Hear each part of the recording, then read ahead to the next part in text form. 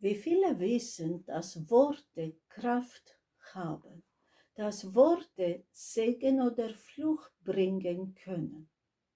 Wie viele wissen, dass wie viele Eltern verfluchen ihre Kinder? Diese Flüche kommen durch. Du bist nichts, du kannst nichts, es wird nie etwas aus dir und. Es gibt Männer, die verfluchen ihre Frauen.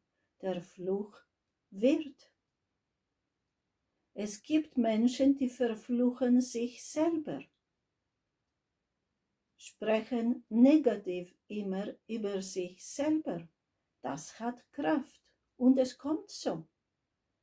Darum musst du aufpassen. Und wenn du so etwas gemacht hast, andere verflucht hast oder dich selber verflucht hast, deine Kinder verflucht hast oder was immer, dann bitte Gott um Vergebung und brich den Fluch im Namen Jesu.